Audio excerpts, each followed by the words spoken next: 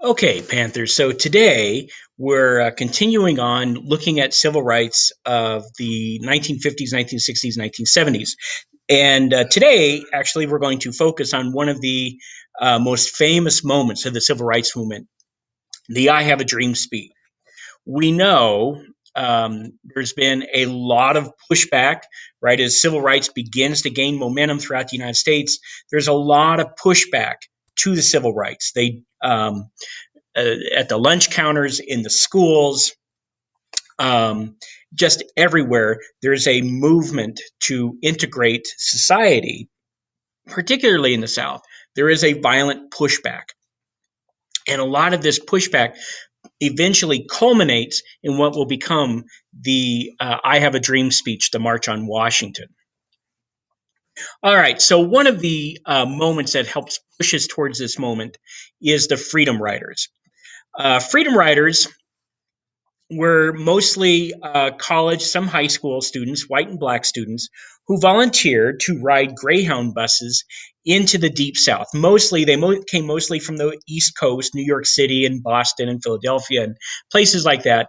And they volunteered to ride Greyhound buses into the Deep South to challenge uh, the segregation in bus terminals in the South, where there's a white waiting room, there's a black waiting room, there's a white entrance and a black entrance, and a white bathroom and a black bathroom, and so on and so forth. So these young students volunteered to go to these bus terminals in the Deep South, I mean, Mississippi and Alabama, places like that, and they would all, white and black, would all go into the white entrance. And they all, white and black, would sit in the white waiting area. They knew there was going to be a lot of pushback. There was going to be the possibility for violence there. And a college professor who I did some work with on American history many years ago, his name is James Horton. He's a very prominent American history professor on African American history is really what his specialty. So he was just out of high school when this was taking place in 1961, 62, 63.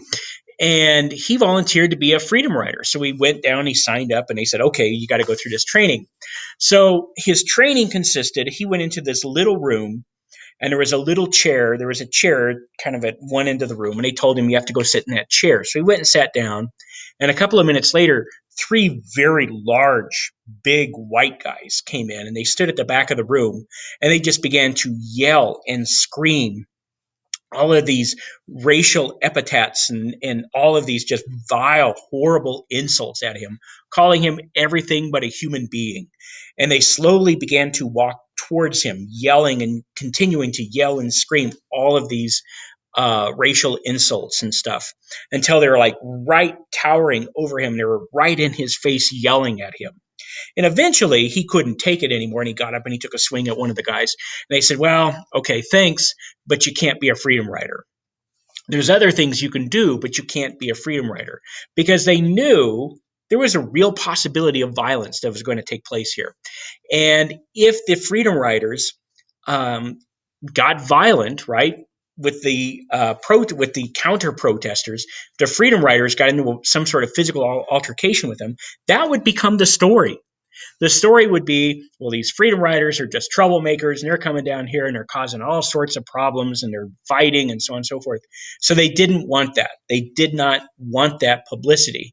So the freedom riders had to just kind of take it. So he couldn't do it. Freedom riders, as they begin to progress through the South, they do get attacked. Their buses would get forced off the road, would get firebombed. Um, People would, after forcing the bus off the road, would go up into the bus and drag the passengers out of the bus and beat them with their fists, with bats, with pipes, with chains. They would stomp on them just to stop this from happening because they didn't want them coming in and trying to integrate their society. They felt like this was a state right. States had the rights to do this if that's what they wanted to do. One of the real high points that really, really, really begins to push us towards ending segregation happens May 2nd, 1963, known as the Children's March. It happens in Birmingham, Alabama. So there was a protest that was scheduled to take place against the segregation and the Jim Crow laws that were in Alabama that essentially made blacks second-class citizens. They made it tough for them to vote, and they couldn't live in certain neighborhoods. They couldn't hold certain jobs. They couldn't sit in the same place. So there was this protest that was already scheduled, and a lot of children decided they wanted to participate as well. So these are high school, middle school, elementary school children who ditched school that day. They didn't go to school to participate in this march. And what happens is the Birmingham, Alabama police began to arrest these kids. Little kids, they're arresting them. And they began to pack the jails just full of people. And eventually they literally ran out of room in the jails. Like they literally could not fit more people physically fit more people into the jail cells. So then they began to hold them in warehouses and places around Birmingham, Alabama. And the children were not allowed to call their parents. Their parents didn't know where they were. And it just becomes a mess. Well, eventually, there's so many arrests taking place that the sheriff of Birmingham, a guy by the name of Bull Connor, and it just sounded like a Southern sheriff name, Bull Connor. Bull Connor decided he'd had enough, and he wasn't going to arrest anymore. So what he did, he called in the local fire department and had them open up their fire cannons on their fire hoses on the protesters. Now, this is not like, a water fight where you go, oh, and you spray each other with the water. Oh, this is so fun with the garden hose. No. This water comes out with such pressure that it would literally knock people off their feet and then push them across the pavement and pin them against walls or the curb. If it hits you directly, it could break your bones, break your ribs, break your arm. So they did that, and then they also turned the dogs loose on the police dogs loose, and they began to knock down and maul a lot of the protesters. Just awful, awful things. So here's some video from that.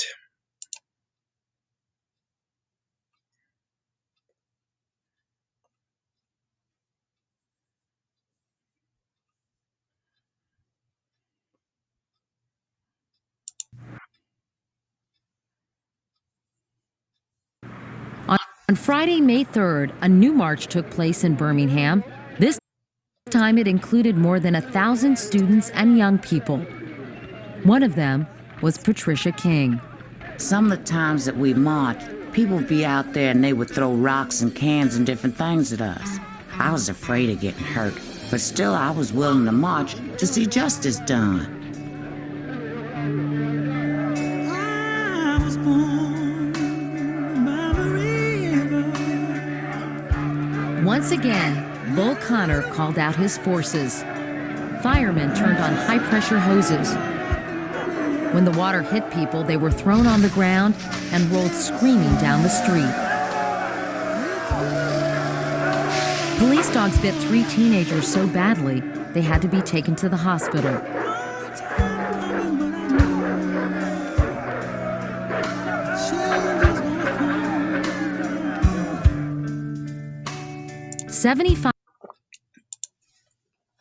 Pretty awful stuff, huh?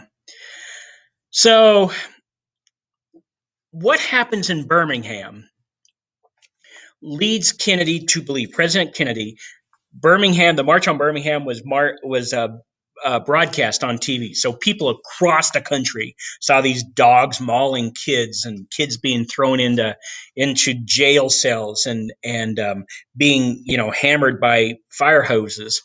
So it's broadcast across the country, and people outside of the South went, "This is not right. This can't happen in this country." And Kennedy watches it, and it prompts Kennedy to write the Civil Rights Act of 1963, essentially outlawing segregation and getting rid of Jim Crow and making it easier for African Americans to vote and so on and so forth.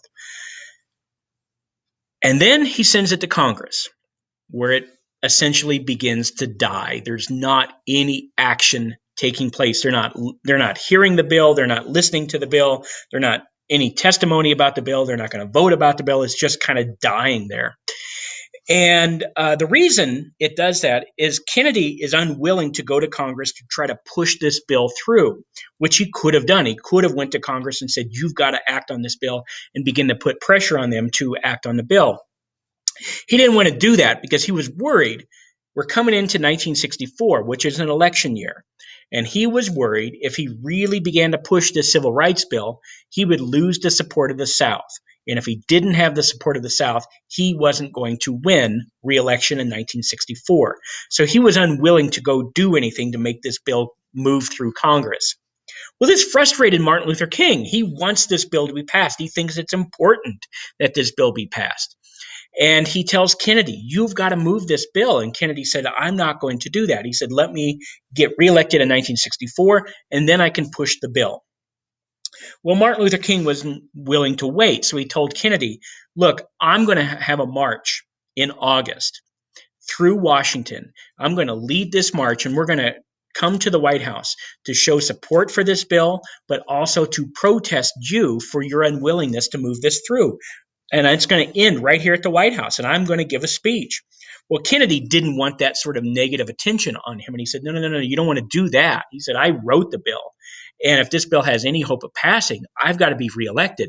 You don't want to protest me. So Martin Luther King said, fine, we'll go to Congress. Congress is the one who's not voting on it. I'm going to lead this march. We're going to end at the steps of Congress, and we'll get the bill passed. We're going to show support for this bill and protest Congress. Well, Kennedy said, you don't want to do that either, because then Congress will feel like you're trying to intimidate them and trying to pressure them, into doing something, that you're trying to bully them. Don't do that, because if you do that, then they won't do anything at all. So Martin Luther King said, fine, we won't go there, but we're going to have a march. Now, ultimately, Kennedy didn't want them to have the march. He was afraid it would reflect negatively on him. But Martin Luther King said, we're going to have a march, and we're going to go to the steps of the Lincoln Memorial, the president who fought the Civil War, that ultimately freed the slaves. He said, we're going to have this march, and it's going to end there, and I'm going to give my speech. So on March 28, 1963, over 250,000 people showed up in Washington, D.C. to show support for the Civil Rights Act and to try to move it through Congress. And there's a series of speakers at the steps of the Lincoln Memorial. Many speakers speak. The last one is Martin Luther King, who gives one of the most famous, one of the most iconic speeches in American history, I Have a Dream.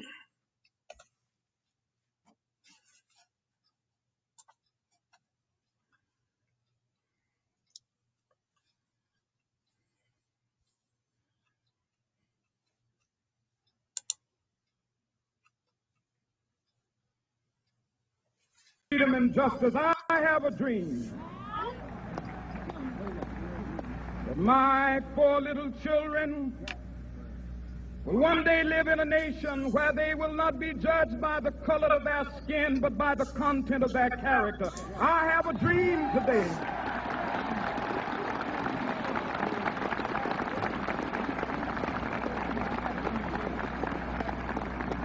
I have a dream that one day, down in Alabama, with its vicious racists, with its governor having his lips dripping with the words of interposition and nullification, one day right there in Alabama, little black boys and black girls will be able to join hands with little white boys and white girls as sisters and brothers. I have a dream today.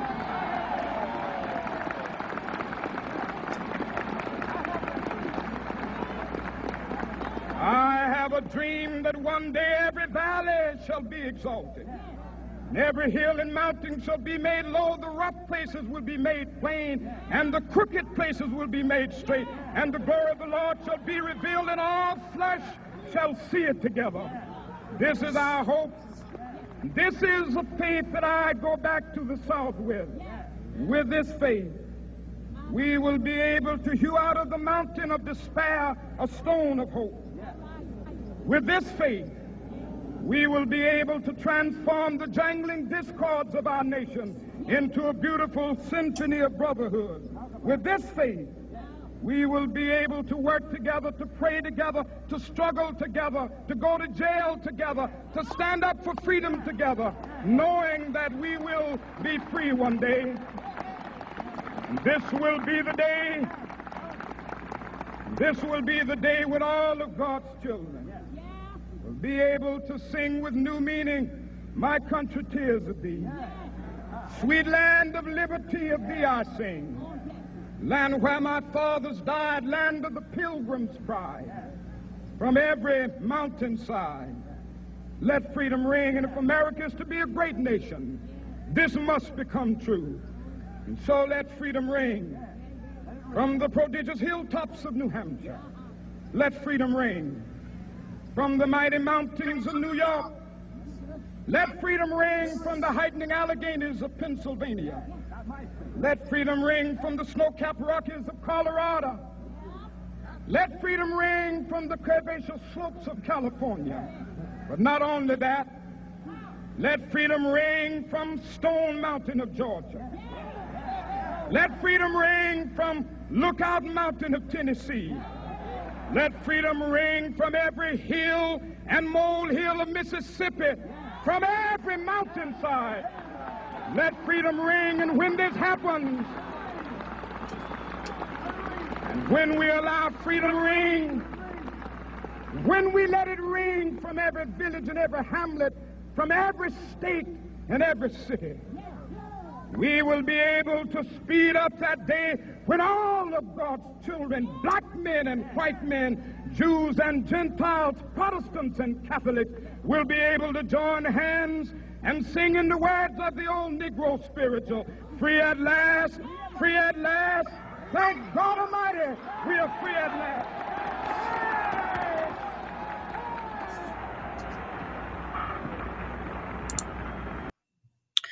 All right. So here's what you're going to do today. We're going to look at his I Have a Dream speech. We're going to do an analysis of his I Have a Dream speech. And if you notice, this is in Google Classroom. It's in the folder. There are different sections of I Have a Dream speech that are highlighted in different colored highlights.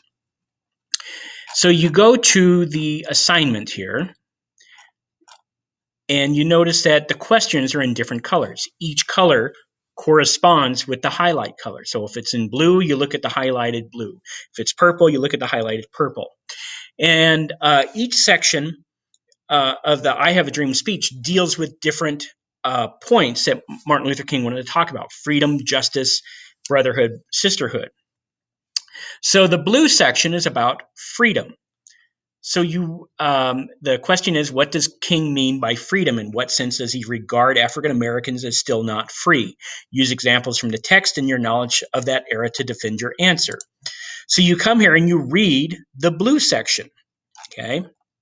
And there's blue at the beginning and then there's blue at the end. And the blue at the end is what you heard in the video. So you read the blue section and you answer, what does Martin Luther King mean by freedom, and how does he feel like African Americans are still not free? And then explain that, and then give examples of how African Americans are not free based on what he says in the speech or what you know, what we've talked about in class. The second section is about justice. It's in purple. There's two different sections in purple. There's that. And then there's this section here where he talks about justice. It's a little different question. Answer the question. And then the last one is about brotherhood and sisterhood. And you read the green section, what he says about brotherhood and sisterhood, and answer the question. Make sure there's several different questions in some of these. Make sure you answer every single question. And then there's the final question. In the United States today, on March 8th, 2021, in the United States today, how close do you believe we are to Martin Luther King's dream? Explain your answer and support it with evidence or your observations. So again, this is not a one-sentence answer. You can't say, I think we're really close.